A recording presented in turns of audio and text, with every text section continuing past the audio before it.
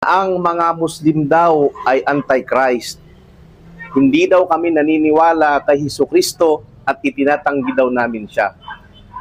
Ito ay isang maling paniniwala tungkol sa aming pananampalataya. Bagkus, ang isang Muslim ay hindi siya magiging tunay na Muslim hanggat hindi siya naniniwala sa lahat ng mga propeta, kabilang dyan si Jesus Christ. At ang pinagkaiba lamang natin, kung ang paniniwala ninyo, siya ay isang anak ng Diyos, sa aming mga Muslim, siya po ay sugo at propeta ni Allah subhanahu wa ta'ala.